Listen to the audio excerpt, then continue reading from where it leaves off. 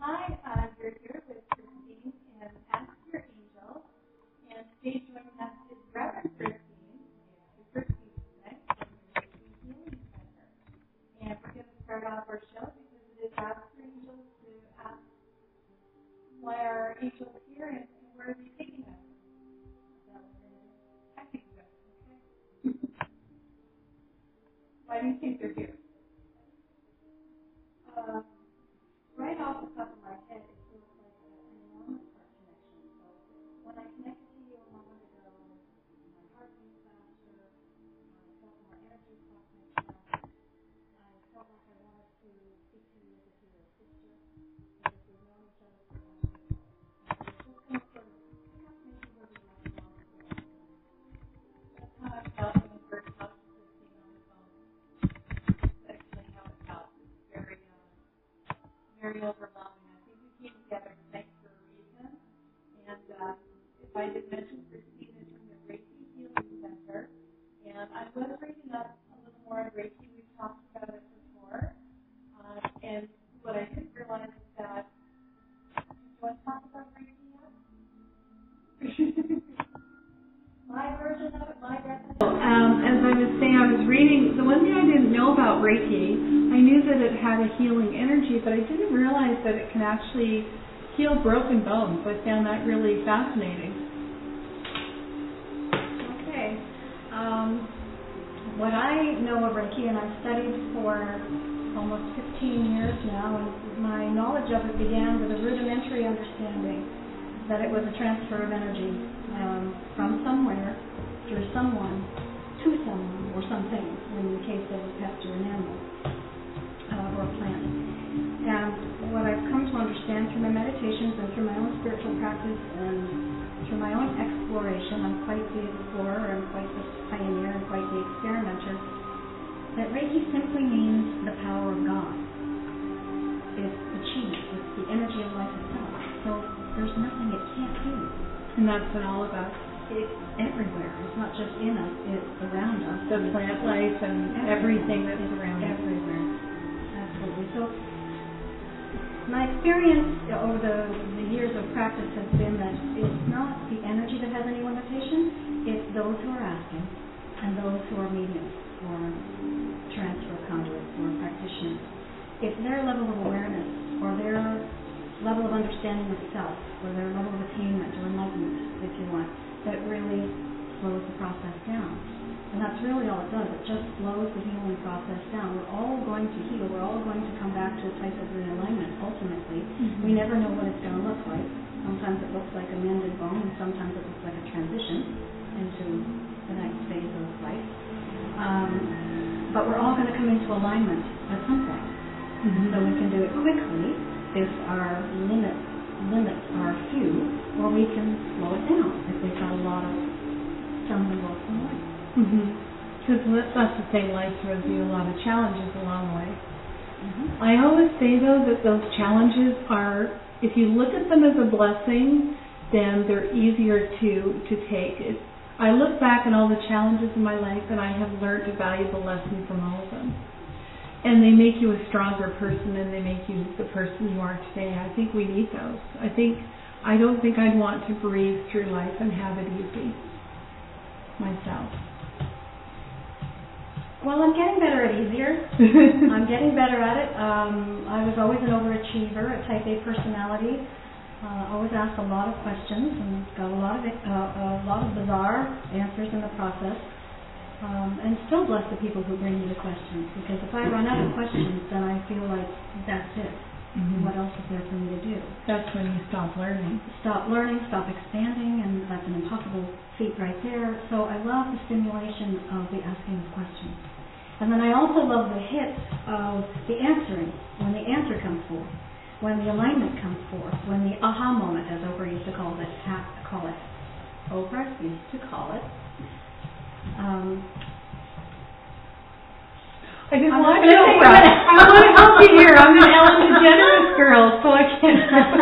I'm just going to take a minute every so often and just pause and slow it down and not get ahead of myself.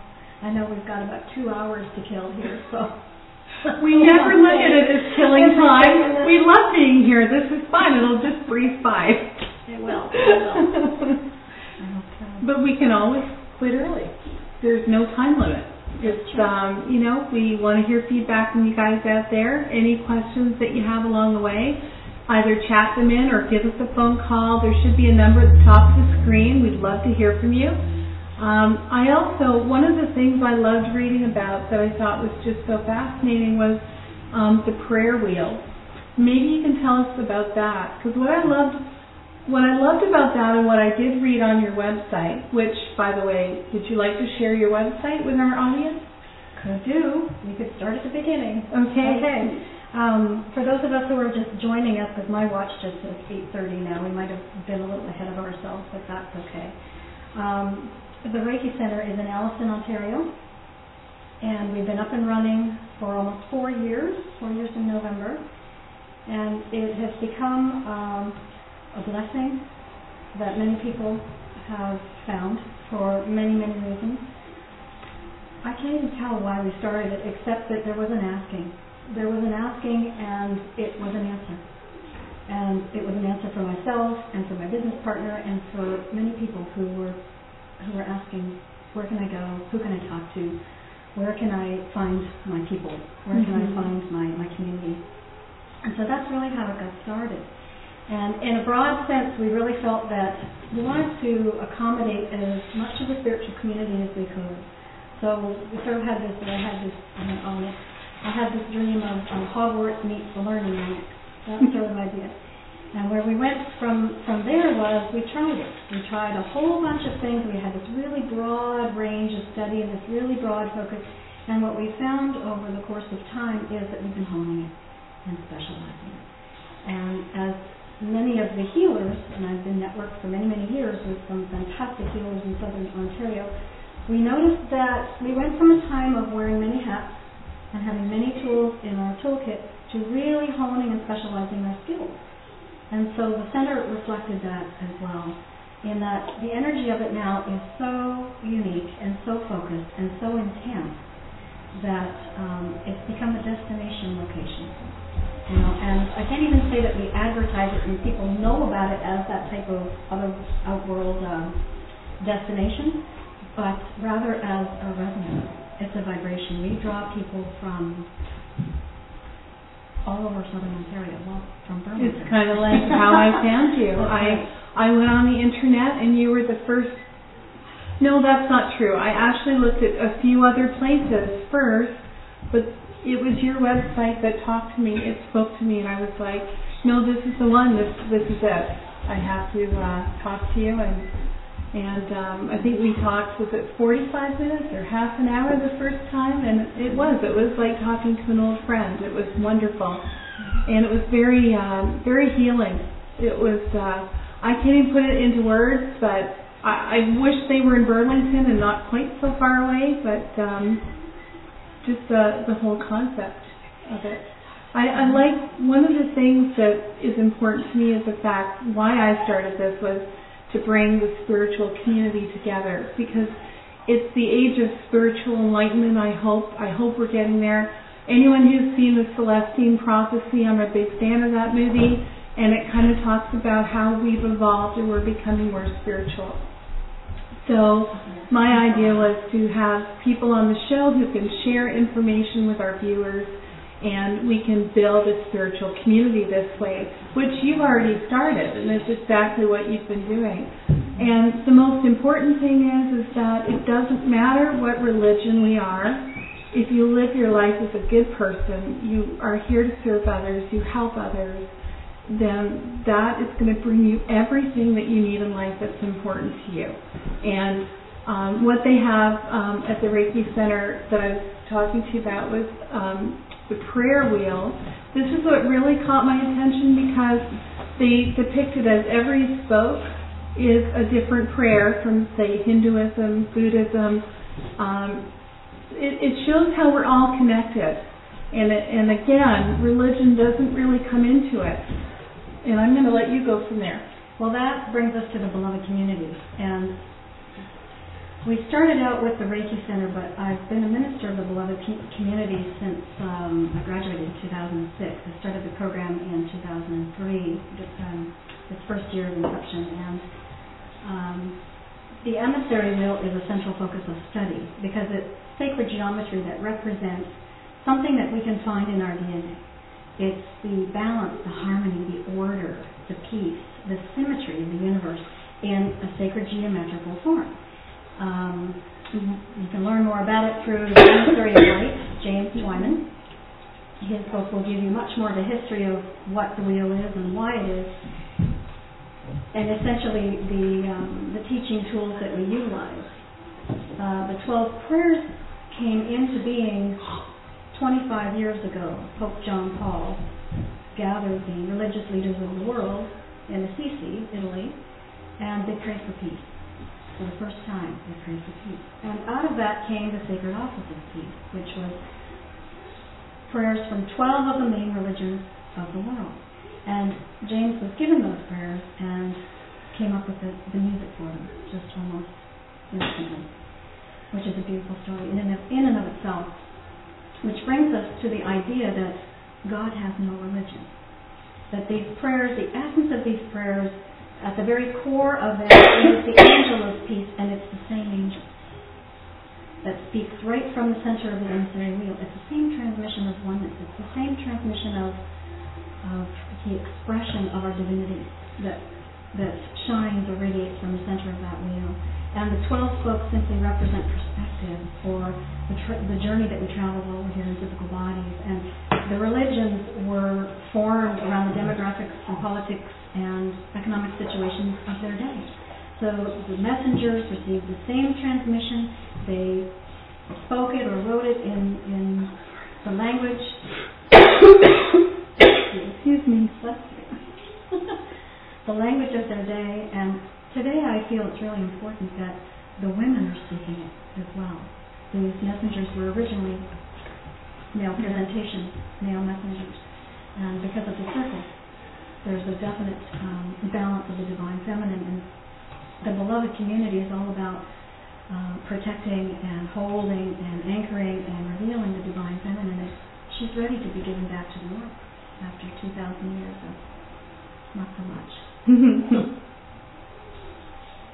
We have actually, is that what this is here? That is a depiction. I brought... I'm going to cough again, I'm sorry. That's okay. Time for show and tell. Show and tell? Okay. Okay. So I have to play with this. We have a 5-second delay, I'm told. And we've got some... what do we have? Some lights. Pause. There. My techie. I'll give it to my techie. There we go. Are we paused? No. That's a wonderful depiction of the wheel. It's very blurry. That particular poster also reveals the attributes that we utilize. The sacred text that we work from is the Art of Spiritual Peacemaking. And so the 12 prayers, the 12 attributes, the 12 spokes, the 12 around one, there's magic in all of that. And so when we link to that, we connect to that magic, then we find the magic within ourselves. And the idea of the inner triangle is surrender, trust, and gratitude. A very simple spiritual teaching. And the circle in the very center of the wheel, of course, is unity consciousness, where we all begin and we all end, and we really all reside there right now, regardless of what we think we're seeing. This is true. Well, that's beautiful. I love that. I thank you. You're welcome. And so the Reiki Center and the Beloved Community really are two arms from the same body. The principles are the same, the activities are the same, the energy is the same. It's the same angel at the core of these two expressions. And the center itself acts as an outreach. So it's 4 physical walls. We're there 28 hours a week as a drop-in center for people to come and visit us. We have programs and seminars and study groups and all kinds of activities that go on throughout our month. We're a not-for-profit initiative, so we rely on the donations and generosity of our people that we serve. And the Beloved Community is just the bigger community. It's global. So we have over 600 peace ministers in the world. I'm now the guardian for the seminary of spiritual peacemaking. From Oregon, it's been transferred over to Ontario. We're very pleased. We're very honored to be receiving that, and are expecting that to go into new heights. Expecting that to really launch the beloved community into much more visibility than ever before. Wonderful. And it apparently, it becomes more global. The world eventually, hopefully, will be a better place, right? Well, I feel as soon as it gets cliquey, as soon as it gets chic, when spirituality gets chic, then more people start to kick in, more people start to watch the movies, they want more, they read more is created for them. And in my studies, I would like to see not just the superficial spirituality. I mean, anybody can sort of dabble. Mm-hmm. But when we start to realize that we really are spiritual beings having a physical human experience, mm-hmm. and start operating from that premise, then magic can happen, the healing happens. There's nothing we cannot be or do or have. And it changes your whole perspective on life. Absolutely, absolutely. It, I'm not sure when did I speak with you? Do you remember what day it was? Well, it's only been a week. I'm just wondering because I'm not sure if I don't think I mentioned this on last week's show. I think this happened after. I actually was given, it's funny, I was given a wonderful gift from a friend who suggested that I watch Dr. Wayne Dyer suggested that I read The Shift or watch The Shift. And apparently he's a very renowned person who's had a lot of bestsellers. I had never heard of him.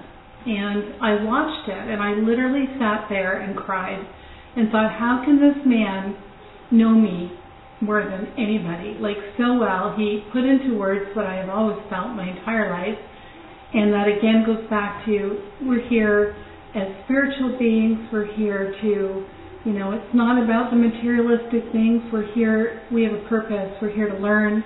We're here for our souls to grow. We're here to help others around us because we are all connected. And basically having an impact on other people's lives before we go, which is something I've always wanted to do. And I was very, very moved watching this. If you can get your hands on this movie, I highly, highly recommend it. But again, it's all about if you can look at life differently, that we are here for these reasons, it will just change your life completely. When things go wrong in your life, you will realize this has to happen to get me to another place. It's going to be even better. I live my life that way, and I look back, and it usually always does. There's signs everywhere, too, to keep you on the right path if you just open up and watch for them. Have you had any experiences with signs? Anything you'd like to share? Mountains of it. And it's so essential to a spiritual journey. I feel it's like the carrot in front of the donkey. Yeah. And it's that sweet little nibble, that sweet little enticement that keeps us going, that little moment. It's like a sweet golf shot. It just keeps us coming back to the game. And it's not always to show us where to go. Sometimes it's something we've already done, but it will come after as an affirmation that you just did the right thing. Sure.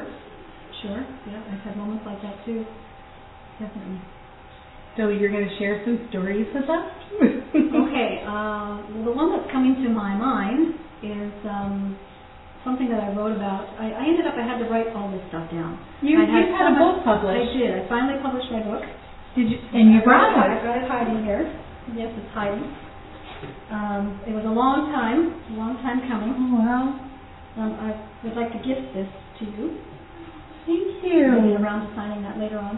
But there's a story that I tell in there that I used to go to people's homes and offer the healing arts. I've been in the healing arts since 1996, basically.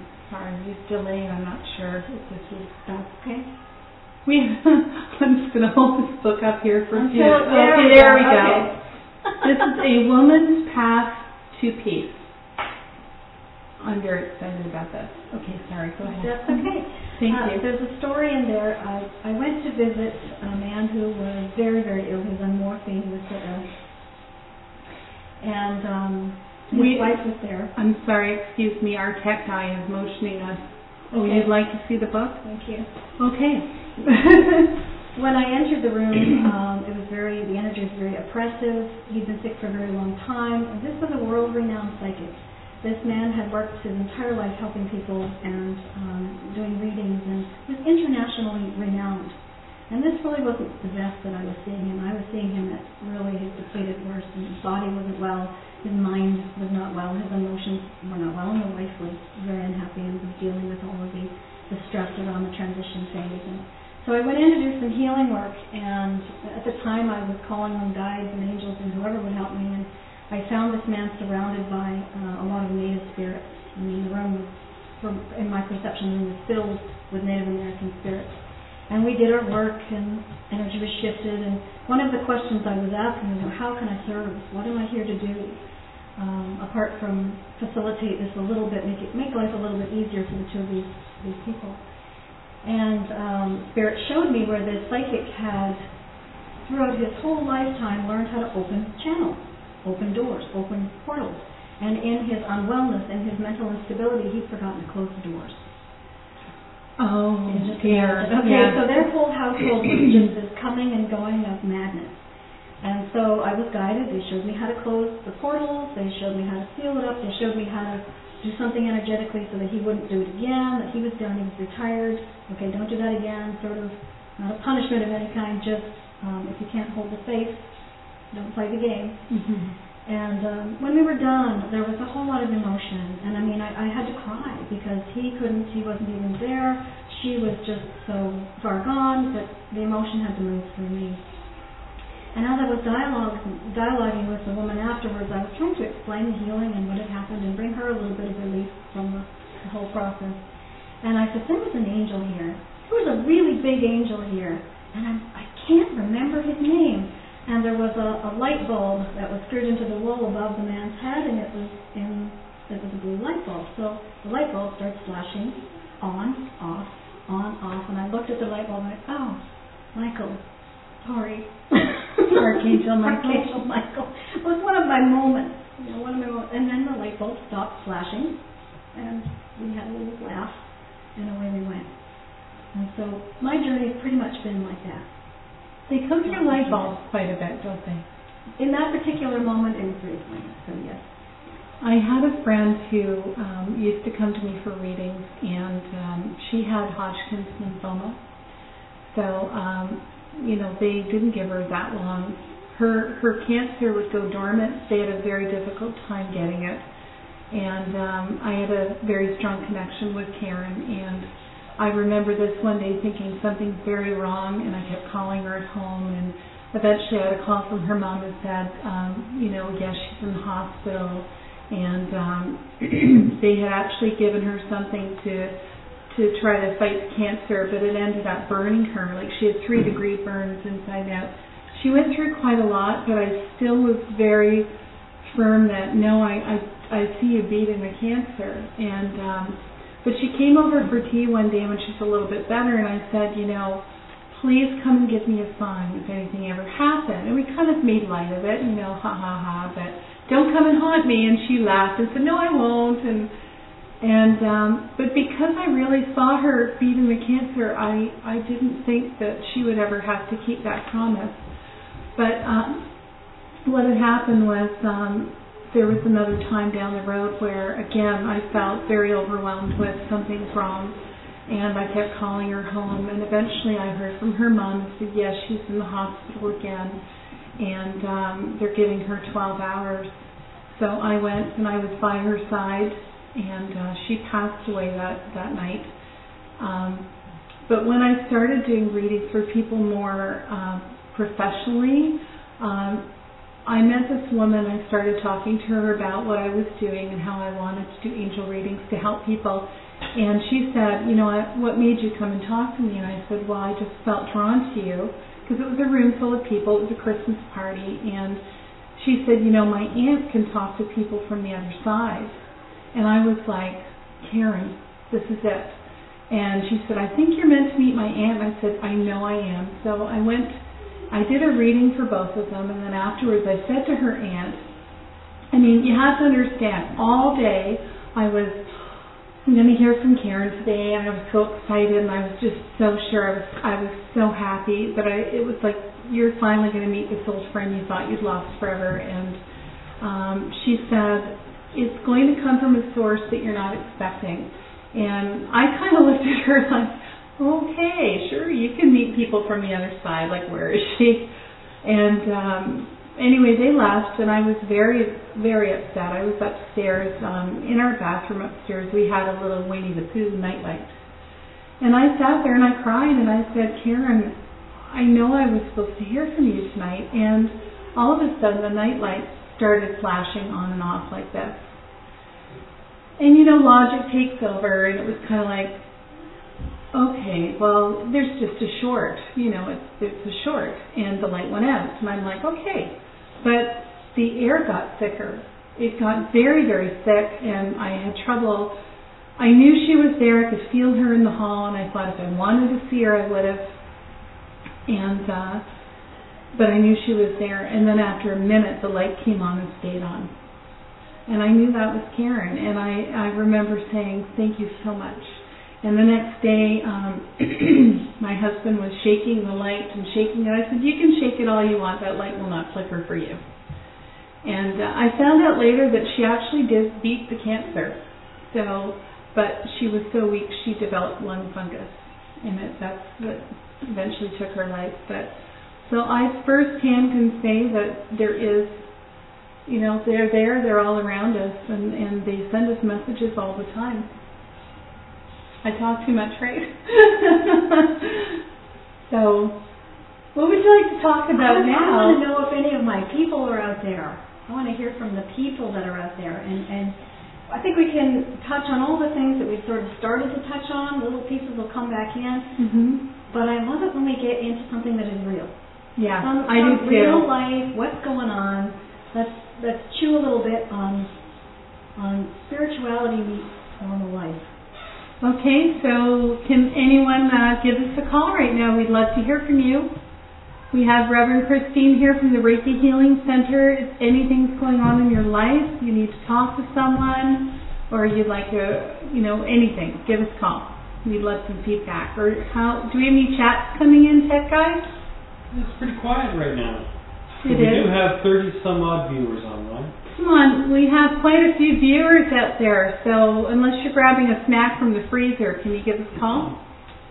What's our number again? Tech guys. Phone number 855-276-1717. Remember to press extension 4. So give us a call. We have our phone here somewhere, and love to hear from you. Disappeared. Well, this is my favorite textbook. It's what we refer to in the seminary and the beloved community as a sacred text. It's the Art of Spiritual Peacemaking. And one of my favorite people to talk to is Yeshua, Jesus. His Aramaic name is Yeshua. And so he just picks the book up. I want to say something. So this is what he has to say. Your gratitude is all that is required, not your belief. You do not need to believe with your mind that you are holy, for the gift comes to you simply from your acceptance. You need only be grateful in advance of the awakening. Your thankfulness will reveal everything else you need, every step you will walk to the altar of your home, which you share with all your brothers and sisters. Therefore, start now. Open your heart and give thanks for every moment of grace, no matter how it appears. You are not able to decide the difference simply because, in the end, there is no difference at all. Hello. It's beautiful. Hello, you're calling Ashley Angels. Some of this stuff is very profound and deep and is often best shared in company. Hold on one second. I'll skip the name of that please, though. We have someone online. Say hello. Hello, you're with Ask Your Angel. Hello? Hello. How can we help you? Hello, this is Sharon Williams. Christine wanted some of her people to call. Oh, Sharon, you rock. Hello? This is... Can you hear us okay? Are please, a lot of background. please turn down the sound on your computer. There you Yeah, go. I turned the sound off. That's better. Hello, can I hear anybody from there? Can you hear us? Yes, now I hear you. There's quite a Okay. delay, Sharon. Christine, you wanted somebody to call, so I'm calling in. What delightful thing would you like me to share with you? What delightful. Why don't you,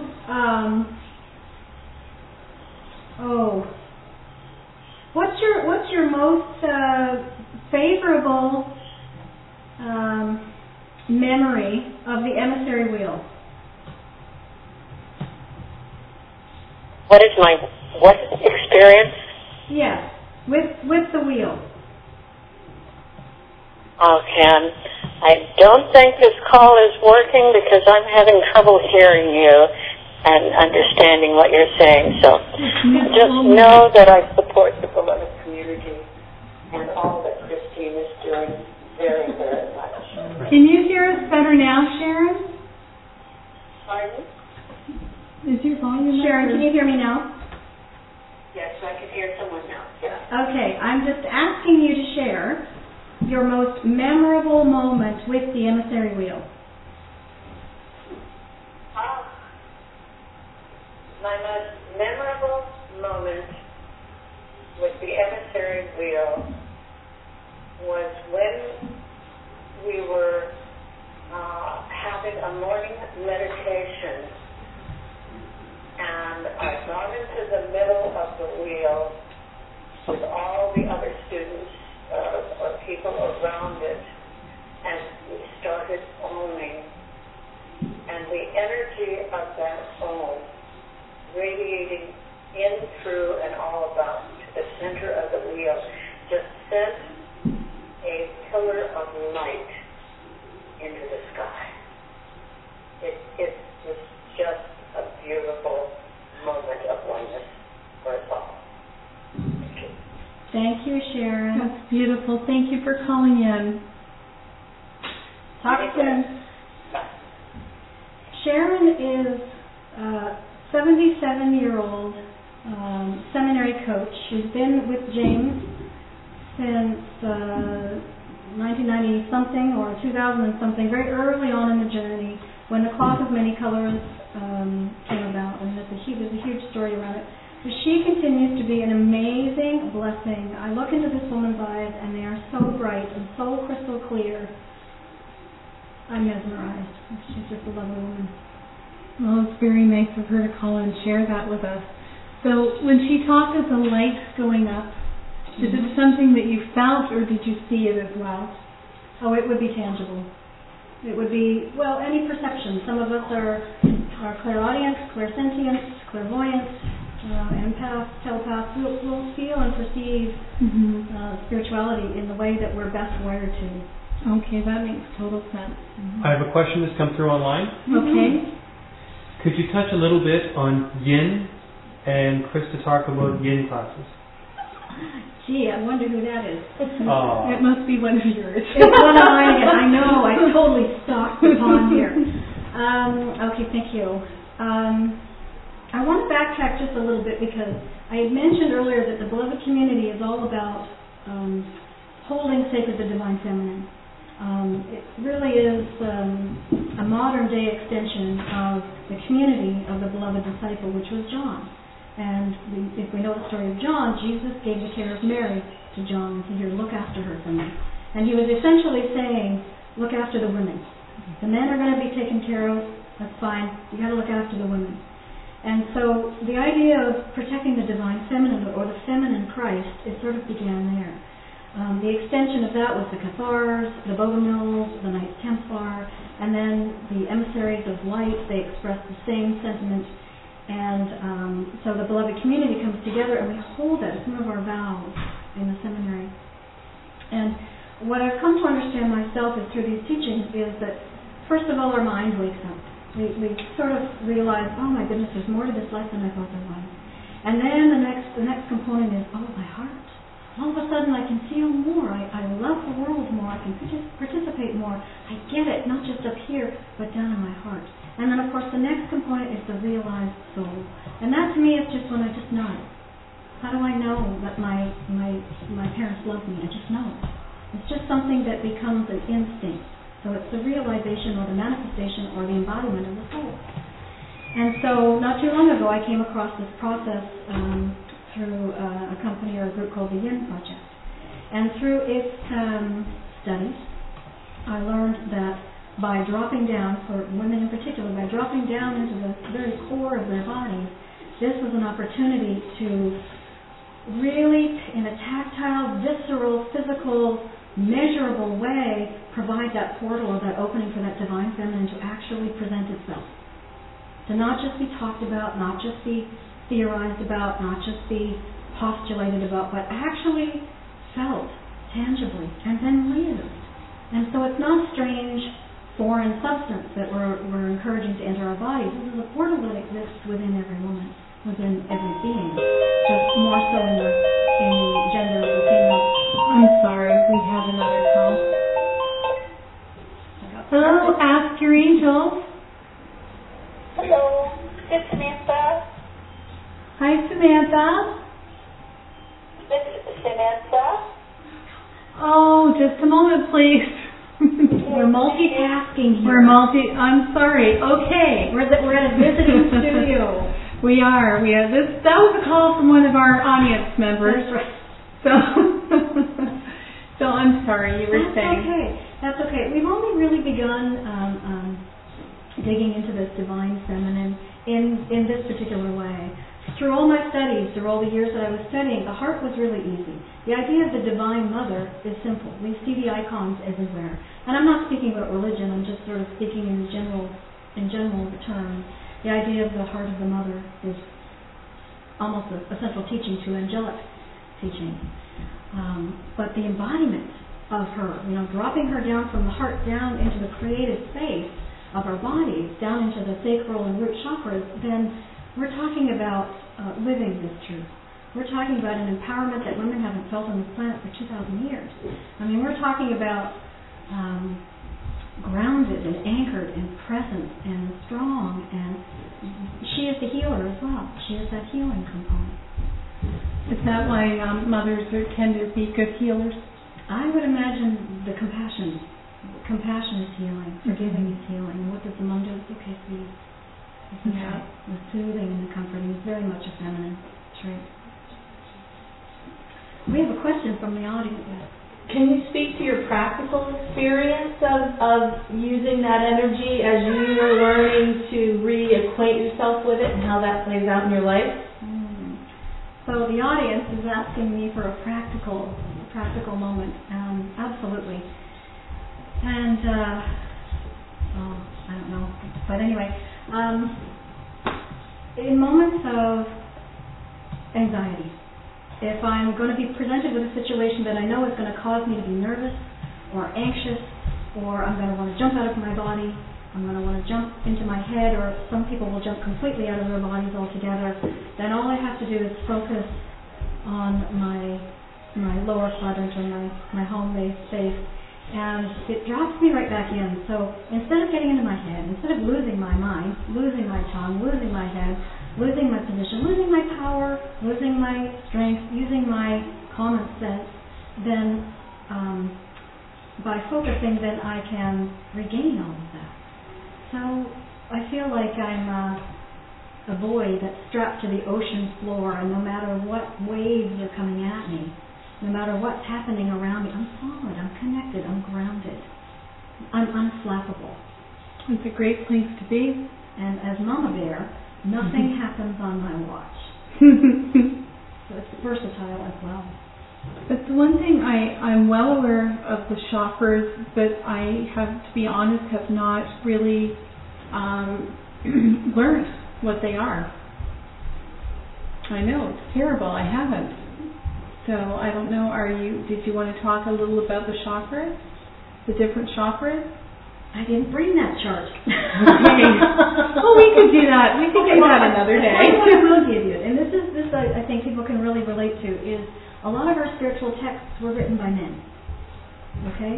And there's a lot of spiritual texts that talk about opening the upper centers to regain our connection to the divine. We've forgotten who we are, so we need to open up our crown, our third eye, so that we can see more clearly, our throat so we can speak more clearly, and of course the back of the throat is really the seat of divine wisdom. You might experience, something in the back of your neck when you channel some of your angels, or the back of your heart. The energies and transmissions of the higher realms come through those higher centers.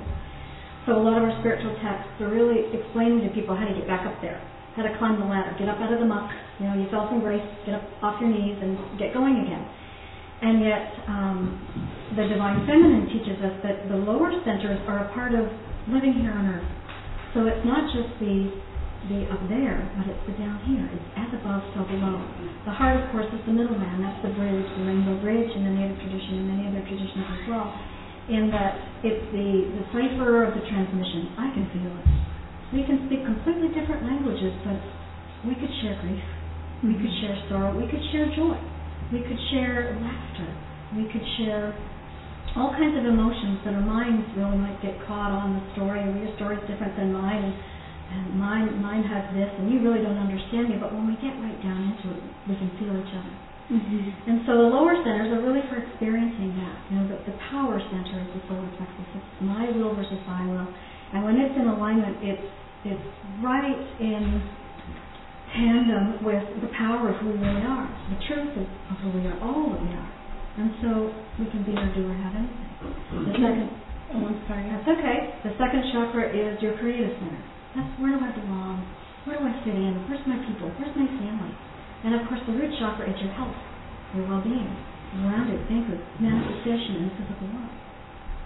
Okay, well, I'm wondering, do we have a question? Our tech guy's just hanging out. It's not maybe he needed us. I did have a question. Can you read people's chakras? Like sitting with me, can you get a sense of which chakra I need to work on, or all of them? Well, actually, what I'd like to speak to is we don't really need any work at all.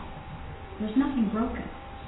There's a perception that we're having that is very similar to being asleep.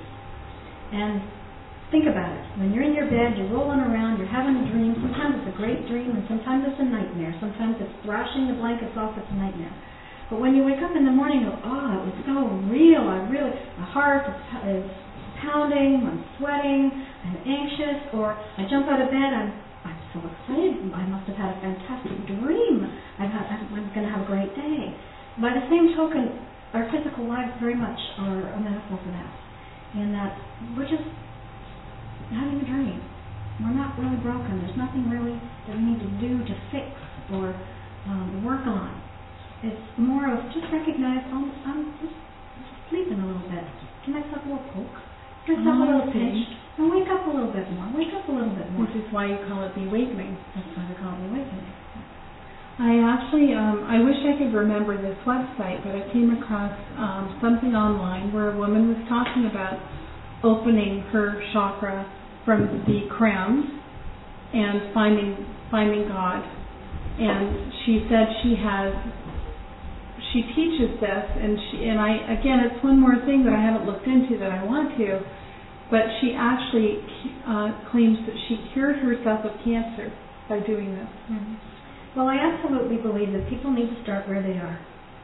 Don't listen to somebody else, and don't pick up a book and think, this is where I've got to start because the next best spiritual author told me so. It's got to be an individual journey. It's from within. It's got to be from within, and it's got to feel good. If I start to read a book and I don't get it doesn't, put the book down. Yeah. Put it down, step away from the book. Go and find something, and it may start with a movie. You watched that movie and you felt, Celestine Prophecy, yeah. And that got you rolling, and then you went to Wayne Dyer, and that got you going even further, and so it steamrolls after a fashion. You really don't have to work too hard. Things come to you. Things will come to us, yeah. But to begin exactly where we are. Don't try to start from where your neighbor's starting or from where somebody else says you should begin. It's important to start where you go. And I think it's a journey that, if you're open to it, as I said, things will come to you. The right people will come to you. It's like when I met you. everything kind of falls into place. It's ever since I started this, it's been amazing. The people that I'm meeting, and it's like a big puzzle, but it's all actually clicking into place. That's how I know I'm on the right path. Absolutely. Yeah. I'm running out of things to say. Go into a little bit more about the seeking within versus what we do a lot is we seek without. We seek through different things. Talk a little bit more about that. Our audience, our studio audience, is trying to put words in my mouth that are her words. Use your words. In my experience, I've had a lot of books fall on my head. I've stumbled into a lot of rendezvous. I've had a lot of moments where, the same as you, where there was validation moments, where there was follow this little breadcrumb moment, or there were validation, saw movies. The general pattern. Saw movies? Watched a movie. Oh, I was like, wow, what did you possibly learn from the Saw movie? I can say in a general sense that when I first started on this spiritual path, it operated very much in the show me what book to read next. Show me who to talk to next. That thing. I sort of asked a question, and then the material would come to me. And then at some point, I don't remember when, I caught up with that. This was probably in economics somewhere. It was sort of a law of diminishing returns or something like that, where I caught up with myself. And then what came to me began to be a validation of something that already was received within, from a deep meditation or from a deep healing session or something some exploration that I went deep down inside and found. And then the material came along as a validation. See, your inner being is right. See, your inner guidance was correct. And that really just allowed me to develop more trust in the system. And what you hear and feel and feels right. Absolutely. Like I trust that inner voice now. I trust it, no matter what it says. I just before I would maybe sometimes ignore it and it would just keep harping, going, and finally I'd say okay. But now it's usually, you'll hear that voice do this and I just do it. Well, we were talking on the drive up that Laura presented me with the question, what does it feel like when the ego starts to chatter versus the spirit? And quite often in the beginning of the physical journey or the spiritual journey, it's the ego yells and the spirit whispers, and we have to get quiet enough to hear the spirit. Mm-hmm. Well, at this point, my spirit talks all the time. It's just this constant, and it's not a verbal dialogue. It's a sensation, feeling, knowing, tactile understanding that comes through with almost bursts of information.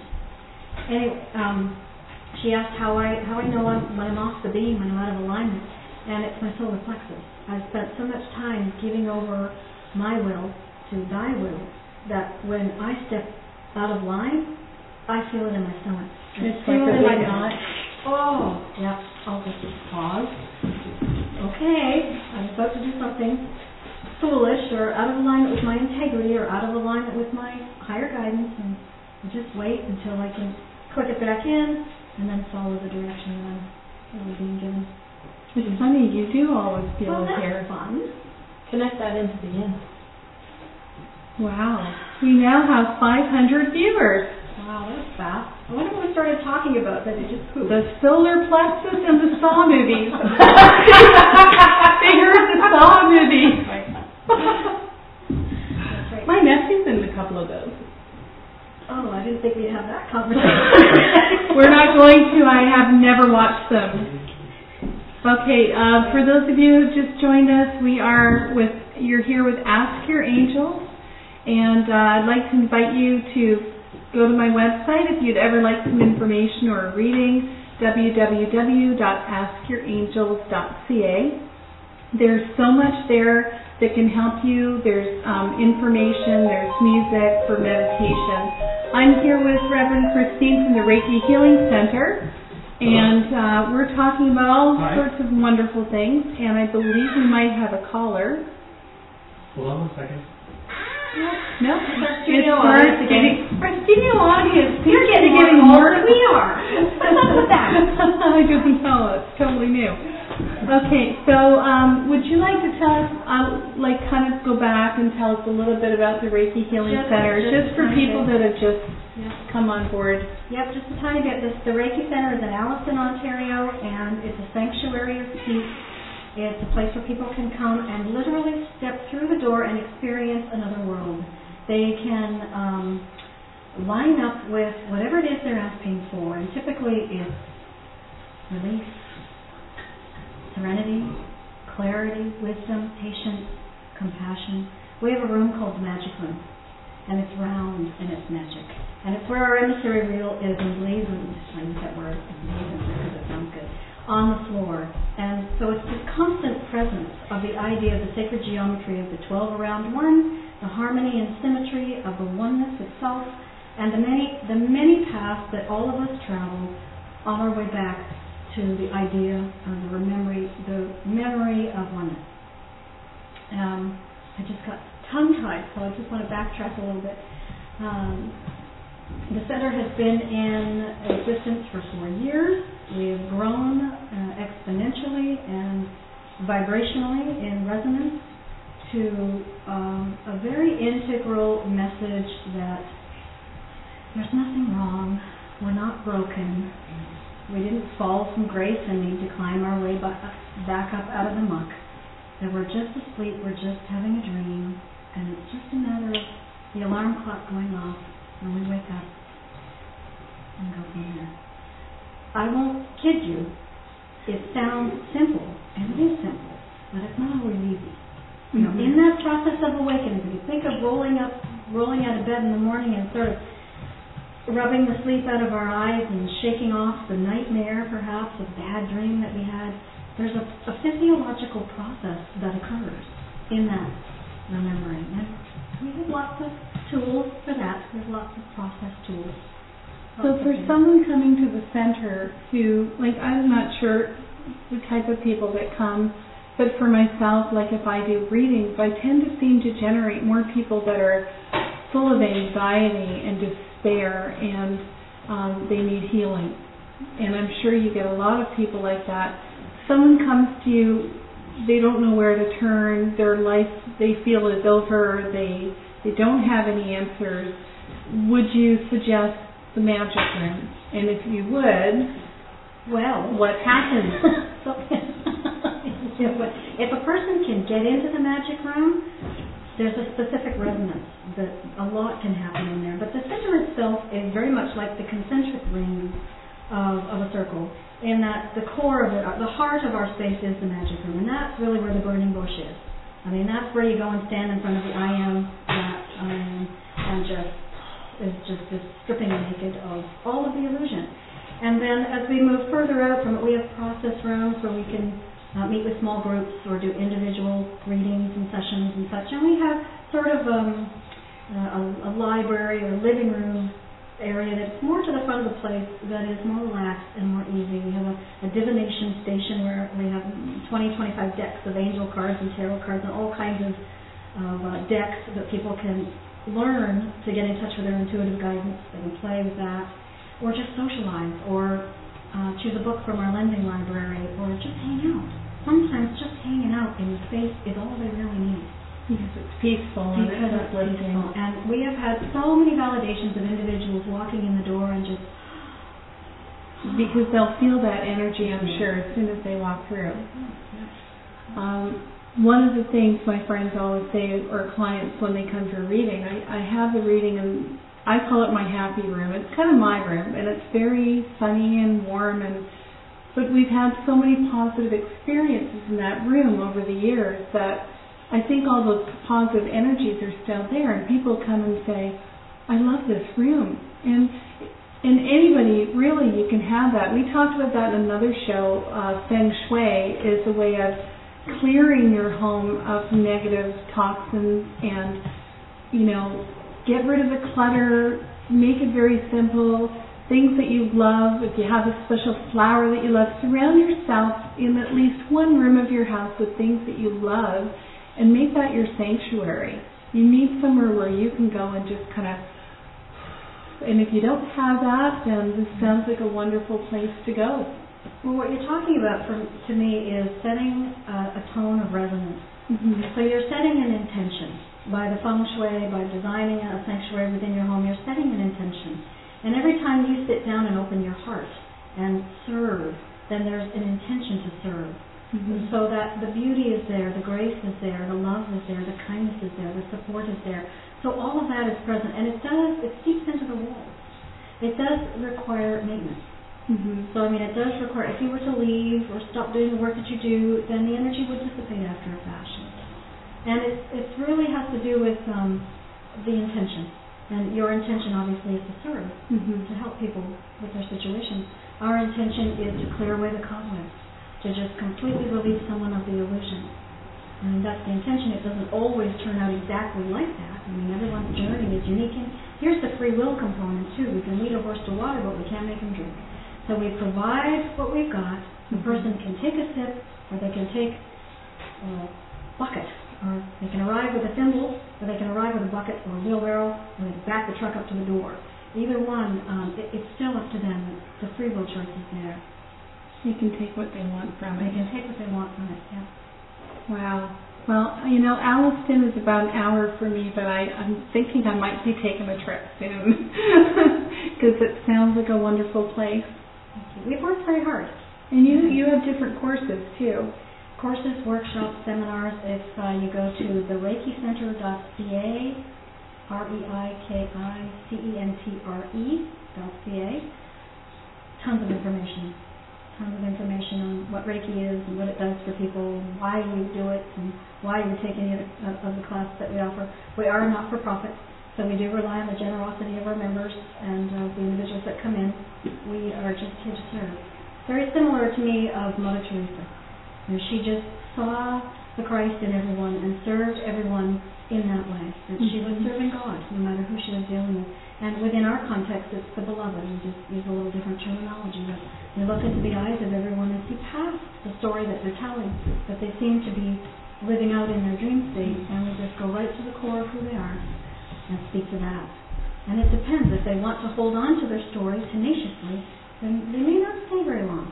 And they might just sit for a cup of tea, and then that's really all they needed, was just a little bit of a nudge, a little bit of a reminder. But if a person wants to wake up, and we've had a number of people come in, they go, I'm done. I'm so done with this. I've had it. I don't know what it is I'm done with, but I'm done. I'm done hurting. I'm done feeling sorry for myself. I'm done being mad at everybody and everything. I'm just done. And then those are the people that Laura and I go, come here. Have we got a room for you? That sounds scary. We're going to take you into this room over here. We do it with a sense of humility, certainly, because we have walked the journey. We can't make somebody do something we haven't walked through. Experienced yourself. There's nothing that I can, no. There's a resonance field that occurs. So the people we attract are the questions that we're either asking. I wonder what area of life deals with such and such situation, and boom, within a half an hour, in walks a person with exactly that scenario. Or we're just there to serve. Who can I serve today? And our demographics are broad. We get kids, teenagers from the high school. We get seniors. We get mothers, children, daughters, husbands. I'd love to see the men come in. Yeah, they're a little tougher. We have our moments. We love our men. I actually have a question, though, because I was reading up on this, and I have a son with autism. And he, now, luckily for us, it's high-functioning autism, but he does have, he definitely has a lot of moments of anger that he can't control. He's not sure where it comes from. Because I'm very intuitive, he's been diagnosed with autism spectrum disorder, but there's a part of me who I almost feel like I do believe in past lives, and I believe this, we're here, we come back, we learn over and over. I firmly believe in my heart that he has experienced something traumatic in a past life, or he's holding on to something traumatic in his soul. That's what I feel when I'm with him. And I feel that we can help him. I feel that there's a way to help him. Can I play with you a little bit? Yes. Okay. That was really brave of you to say yes, first of all.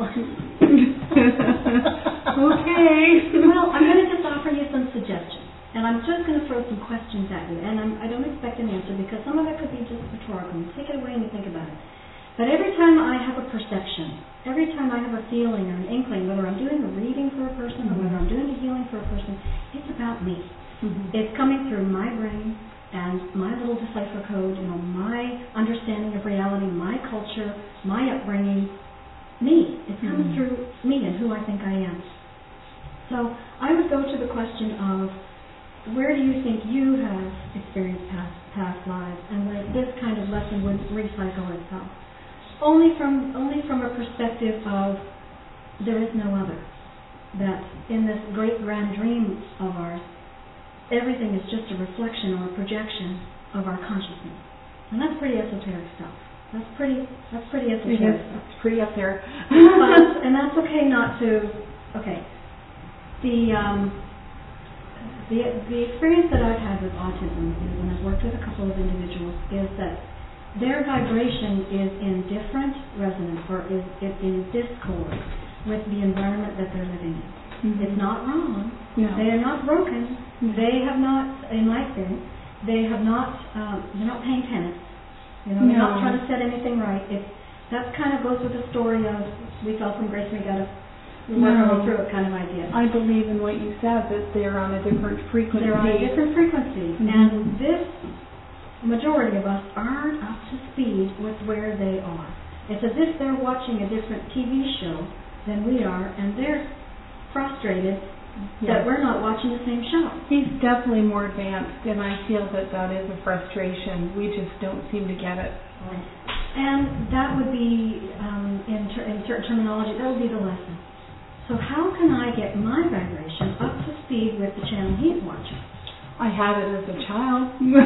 There you go. That could be what you were talking about. I mean, back when I was little, I don't know if they even could diagnose autism spectrum disorder, but I see a lot of things in him that reminded me of my childhood that I had maybe put away. Okay. And a lot of my perception of my life with my mom and how I perceive my mother. And having Dorian in my life has kind of taught me to look at my childhood differently in such a way that I've been able to forgive my mother. And that took, I won't tell you how many years, let's just say 6 months ago. Okay. And what a relief to finally get rid of that, to forgive, to just... Absolutely. And he brought a great gift to me. But at the same time, I think he's wonderful. I do. And I wouldn't change him, but I still feel that we need to help him. Well, look at it this way, because you really just answered your own question. And I'll just backtrack a little bit. I remember when I was a child. And so from right there, when I was a child, my vibration was higher. Yeah. I saw the world differently. I saw the eyes through the eyes of innocence. I wasn't colored yet by my culture, by the authorities, by my parents, by my religion. I wasn't colored yet. And so the vibration comes in and the child is really in alignment with its inner being. And it really knows the truth. And the child understands right and wrong. Intrinsically, it understands what it loves. It understands joy and it understands connection. And then the parent comes along and says, don't do that. And the child says, but I feel good doing this. And the parent says, oh, no, you don't. You need to do this. And all of a sudden, we've got this discord. The inner being is trying to broadcast a signal that says, this is your joy. And then the authority, and because you feed me, I've got to listen to you, otherwise I'm not going to get fed. Then we've got this conflict, this conflict. Now that would tick me off. I don't know about you, but that would create some anger in me in here. I know where frustration's coming from. So you were a young person with a higher vibration. And then along comes some experiences and the vibration sort of gets covered over, or the dream gets heavier. I fall asleep. I go into the dream of my parents and my parents' parents and my parents' parents' parents and my whole society. I go into the dream, and that effectively drops my vibration down a notch or two. It doesn't make me happy. It doesn't mean my inner being isn't in there screaming to get out and to play again and to be connected again. So in the process of healing or spiritual journey work, you start to take off. those layers, and our vibration starts to rise again. And we use forgiveness, we use compassion, we use kindness, we use self-love, self-esteem, all the different processes to help ourselves reclaim where we started out from. And then here's just the idea, your vibration raises, and all of a sudden, you and your son start to come into sync more and more and more. And when you do it, and he does it, now we've got a whole community that does it like that. We had that because for the longest time, we didn't like each other. It was a very long journey, and then we ended up joining a program that was to help him because his trouble is social settings. He's a lovely, wonderful, sweet boy, but we lost our way with each other, and we came together, and we have a very strong connection now. And I see the beauty in him, and he's. It's just these emotional outbreaks he will have in public that are quite extreme. I mean, they're quite extreme. So that would be a really big carrot, a really big enticement to move forward on your own spiritual journey. Because I could understand how you feel. This is happening. It's embarrassing. How do I handle it? All of a sudden, I've got to focus all of my attention on what's happening here because something is really happening here. And who's looking, and what are they going to think? I mean, there's all these thoughts that could potentially drop into our minds. And yet, what a great enticement. I've got to get myself up to speed with this. I want to learn more about this. So that the contrast, the rockets of desire go off. I want to learn more about this. I want to learn how to help this child find his joy again. I want to find my joy again. Mm-hmm. Let's both find our joy again. Okay, let's collaborate. That's the journey. Well, we're definitely doing that. So there's no quick fix. To make a long story short. Well, if we fixed it, first of all, we're not broken. Remember, we had that discussion already. But if you were going to put it in those terms, then I think what that's would we why do I don't want him to change. If he was this perfect little mold of a boy, he wouldn't be who he is. So I really don't want to change him. I worry more about him as he gets older, coping with society as the way it is. And that's really all it is. Yeah. But his energy and everything is fabulous. Like, he will teach people. He will. He will. He will. Whether they like it or not. So, phew. Wow, okay. I just run these topics.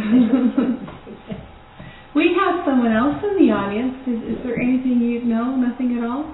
Okay, nice lady holding a bunny. Our audience is very quiet. I have to give them that. Yeah. Be patient with us.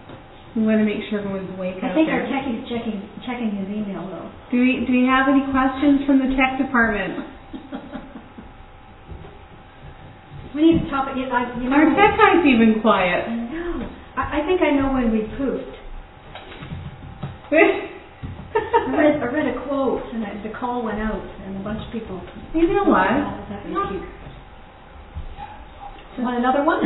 Yeah, I think so. Let's do Time it. for another quote. I was going to say. Yes, you have a lot to say. All right. So what did we do last time? We did, what was the quote? Generosity. Mm-hmm. Right, and that's one of the attributes. We talked about the attributes around the wheel. And these are really wisdom. These attributes are really almost like a methodology. If I'm standing in a place, how do I feel? I feel confused. Well, what do I need? I need clarity. So when I get in touch with how I feel, and this is very much the yin work, it's very much that when I quiet myself and slow down long enough to really recognize how I feel authentically, deep down inside, then immediately I know what I want, or I know what I need. It becomes so simple. So what did we do last time? I said generosity? Mm-hmm. Okay. Well, what about patience? Oh, I can find patience, for sure. Oh, that's a good one. That's okay.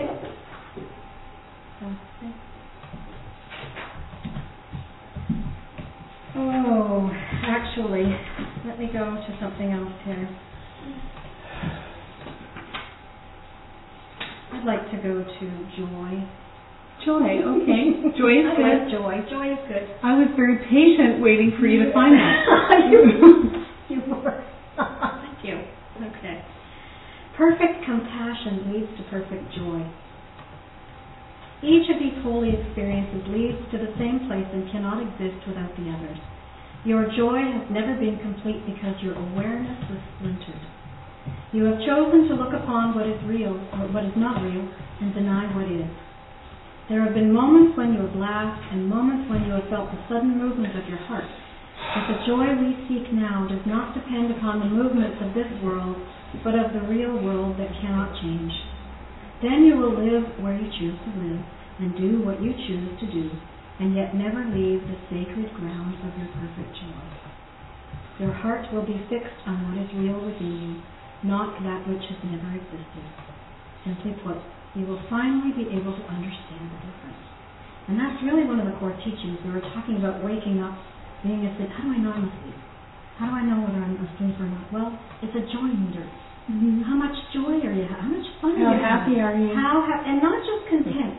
Not just, missa. How much joy? How many hits of joy in your day, in your week, in your month, in your life? Follow your bliss. It's true. No, I believe in that. I'm probably right now the happiest I've ever been in my life. Nice. Mm-hmm. Nice. It was a long journey. Well, perhaps it's only just begun. Well, then that just means there's more joy. That's right. That's okay. There's more to come. Absolutely. Absolutely. So we haven't heard from anyone in the audience for a while. We know we have some Reverend Christine fans out there, and if you'd like to give us a call, check out with our number again, 1-855. 1-855-276-1717, and don't forget to press extension 4. Sounds like one of those game show hosts. It did. What a deep voice right down. Yeah, the announcer's voice. I know, really. That's beautiful. I've been working on that all afternoon. That's not true. Studio audience, what topic haven't we covered? Where do we need to go? How to deal with the past. How to let go. She's reading you right now. You know that. It's a good question, because there's lots of spiritual texts out there that say live in the now, live in the now. How do I do that? I'm slightly obsessed with my future because it's uncertain, and I'm a bit of a control freak, and I'd really like to know how my future's going to turn out. And I've got all this stuff that I carry around from my past. I mean, I can't help be who I am based on the experiences that I've had. Mm-hmm. So I don't think it's so much a letting go of the past in terms of rebooting the computer system or wiping the hard drive. It's the emotional attachment. I've got lots of memories that are brilliant, wonderful memories, and lots of great memories that are lessons that I wouldn't want to let go of, because I don't want to do that again. I want to remember that lesson. But where the emotional attachment comes in, that's the weight. That's the heaviness. That's the anxiety, the depression, or that's what slows us down. It's the emotional attachment that we hang on to. And typically, we've got a judgment about it. Something happened, and I have a criticism about it, or I have a judgment about it. And the weight of that judgment, it can be released in lots of different ways. I mean, there's lots of spiritual tools. But essentially, if it was a wrongful trespass, then forgiveness has to come. There's a component of forgiveness, and there's lots of tools, there's lots of processes. Forgive this, forgive them, Father. They know not what they did. It's still in here. I'm really just forgiving because my energy's stuck. My energy's heavy. My thoughts keep spinning around to that thing, whatever it is that keeps spinning around in my head. I've got to lighten up on myself. I'm the one that's holding myself back. It's not the other person or the event that happened. It's me. It's me spinning the tail. There's some beautiful Zen tales or Zen tales about monks that are on a journey, and something happens, and it's against their religion, or it's against their countenance to participate in this something. And they participate in it, and then they continue on in their journey, and the one monk's walking along, and he's fretting, and he's fussing, and he says to the other monk, how could you participate in that? And the second monk says, I let that go. You're still carrying that.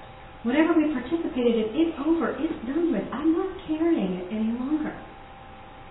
the first monk has fretted and stewed and lost all that joy in the journey from when the event happened to when he had the dialogue. And so we're the ones that are suffering. What about those moments in your life, though, that you feel that they were wonderful at the time, but they don't serve any purpose to dwell on now, but you don't want to let them go? Can you be a little more specific? I mean, can you sort of... I can't. So they were, okay, well, it was wonderful at the time. Experiences that meant a lot to you at the time, that it's one of those where you wish you could revisit that moment in your life and do it again. Because it was good? Because it was wonderful. Because it was juicy. There was something about, I don't know about juicy, but no, it was a wonderful, inspiring, great moment, and you don't want to let it go, but at the same time, it's not healthy to carry it with you. Does that make sense? Well, there's a couple of things that come to my mind. First of all, if it was a decent enough experience, and the idea of wanting to revisit it is because it did something for me. Mm-hmm. It made me feel something. Mm-hmm. Probably not horrendous. I mean, you're talking about a fairly positive experience. Yeah. Okay, so it did something for me. It turned my crank. Mm-hmm. It did something for me. Well, why wouldn't I want to do it again? If I love a roller coaster, why wouldn't I want to go get back on the roller coaster again? I want to try that ride again. That was fun. It was exhilarating. I learned something. Whatever. Why wouldn't I want to try it again? What if you're too tall now and they won't let you back on the ride? Oh, there's another roller coaster. There's another roller coaster. Here's a great Abraham Hicks saying. You know, often the world will tell us, your ship has sailed. If you miss your boat, it sailed. Opportunity only knocks once. I don't believe that stuff. I don't believe that. The boat comes into the harbor again and again and again. It doesn't look the same. It has different sails. Some boats look better. Well, hopefully we've expanded because we've chewed on that past experience a little bit and we've modified our desires a little bit. And so the only thing that's preventing another situation like that from occurring is the fact that I'm looking over here, and it's right here. It's really just, so the idea of letting go shouldn't be something that's sad because I'm not going to find it again, but I'm going to let it go because something's knocking on the door. And I'm so busy reliving a past experience which really, through my memories, could be a lot less satisfying than one that would come in my present moment, or even more satisfying than one that would come in my present moment because I've evolved from that place to this place. Why wouldn't I want to check out what's knocking on my door? No, that makes sense. How's that work for you? Studio audience, do we have a thumbs up on that one? No, it's a thumbs up. All right. Thank you. You're welcome. That was with no information. That was pretty good. Oh, yeah. But there's a lot of energy going around this room. You know, it shouldn't necessarily have to be verbal. It doesn't have to. Well, people do like to. Specific situations are often wonderful to work with because then people can relate to them. The more abstract we are, the sort of more esoteric we are. It's like, okay, that's a buck and a half. I'll get me a cup of coffee. Give me something I can sink my teeth into. Show me what this looks like. I want to know what this looks like. Well, I don't have a photo with me right now. That's okay. Ask the audience to bring in their specifics. Ask specifics. They want to know something. Well, I'm sure there's someone out there who has specifics who might like to call in. Anybody? It's been very quiet tonight. I'm glad our studio audience, Sam's had lots of good, great calls. But we'd like to get some up here. I got to duck out for a minute. Okay. Well,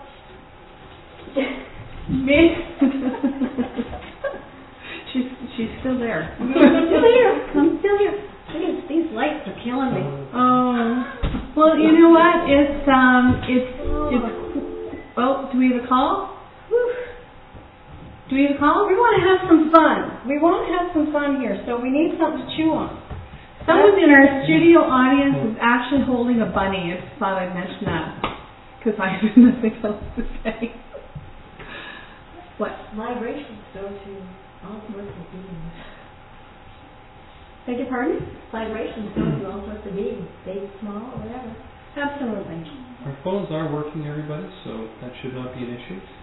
Okay. Well, it's gotten very quiet out there. I'm going to plug the seminary while I have a moment here. There you go. You go, girl. We mentioned earlier that the seminary hub was transferred from Oregon to us in Ontario. We're very proud of it. We're very honored. James Twyman is the founder of the Beloved Community and of the Seminary of Spiritual Peacemaking. I was involved in the first class back in 2003 and 4, and there are currently over 600 ministers of peace graduated from our program around the world. This is a global community. The program itself is an intense spiritual study. There are lots of interviews with famous people. Doreen Virtue is one of them. Well, I love She's her. interviewed a couple of times. Love her work. Yeah. And peacemakers from around the world. And the idea of spiritual peacemaking is that it's an inside-out job. It's very much a healer's path. Very much a healer's path in that we own what it is we're vibrating. We own our resonance field. We come to terms with it. We come to know it. And we learn how to shift it through the gentle processes of the surrender, trust, and gratitude. That was the emissary wheel. And then we share our message with the world. The idea is that experiencing deep inner peace is all we need to spread the word. St. Francis used to say that all the time. Wherever we go, we bring peace. And only when necessary, we use words. And so that's our purpose. No, it's beautiful. I'm sorry. I know I'm staring. No, it's That's beautiful. okay. Well, there you go. You can do something with that. See? Did we hold that up yet? That's our new brochure. We're very, very pleased with it. We're about to start into the class of 2012. We're just beginning to gear up for taking registrations for the class of 2012. So if you're interested in joining us, please check out the website, emissaryoflight.com. And you can learn about the Beloved Community, our past, our present, our influence in the world, and of course the seminary program itself. And you're also welcome to call me. Well, I'd like to thank you so much for coming out tonight. Thank you. And I'm thinking with the delay that we seem to be having here, we could stop now and this would still go until 10 o'clock tonight.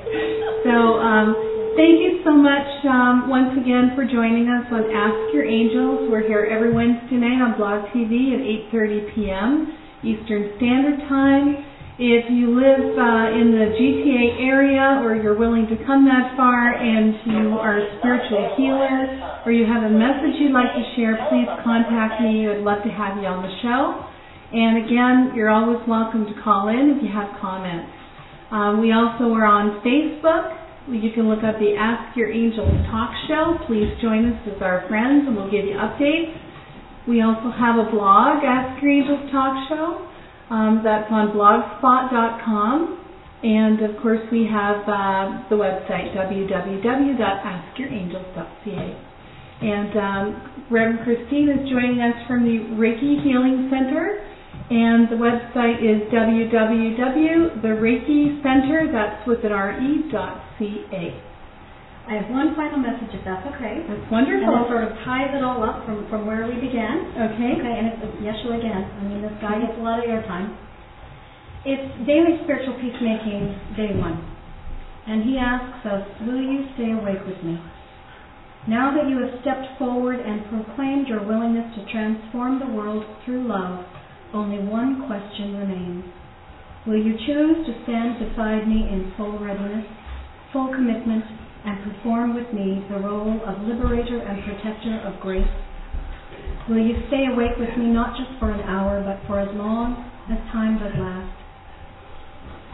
I need awakened hearts to work beside me and end all things of time. I have chosen you, and you have in turn chosen this sacred path.